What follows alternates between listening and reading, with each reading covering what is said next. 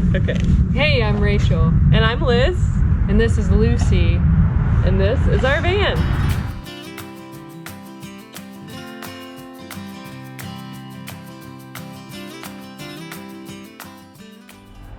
Alright, so this is our refrigerator. It's a Dometic. It looks like a cooler, but it serves as a refrigerator. You can see you can adjust the temperature up here. We have it pretty warm right now because we have it empty. But we run the refrigerator off of our solar panel, and you can also plug it into the 12-volt connection in the van. So when we're driving, we can actually have it plugged into the van, which is really convenient. This is our Goal Zero Yeti 400, and it serves as our battery inverter for our solar panel.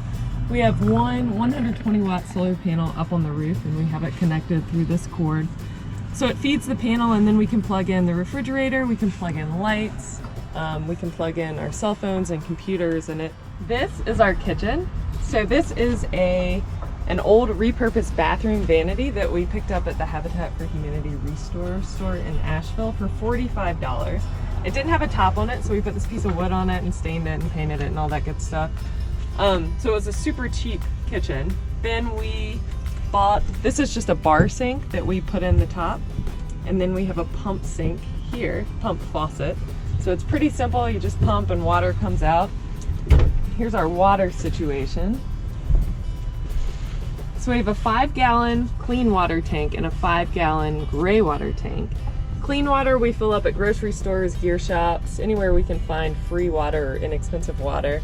And then the gray water drains directly down from the sink. We also have some storage on this side. This is where we keep pots and pans, coffee mugs, extra stuff. Here we have these child locks.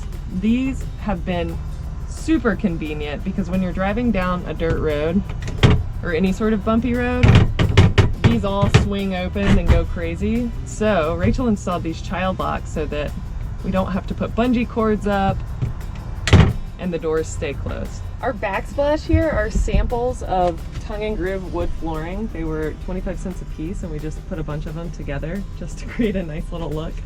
Up here we have these cabinets. This is a cabinet that we put together just out of basic pieces of wood.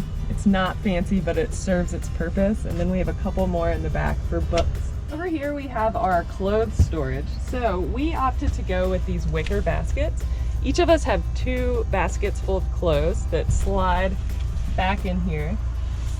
Under here we have just some basic hanging storage. So we have a ton of jackets, warm weather, cold weather, raining weather, and we wanted a place where we could hang everything. So we just rigged a bar up here. So this is our hanging area. This beautiful cushion is where Lucy, our dog, sleeps. It is a repurposed memory foam bed topper that we glued into this size of mattress, and then our friend sewed us this beautiful cushion cover on top. Lucy loves it. It's big enough for her. She's comfortable every night. And then of course everything doubles as storage in the van. So this big box here is full of Lucy's stuff, her food, our stove. So we put our stove out on the kitchen counter when we cook, tools, all sorts of things we need to access quickly.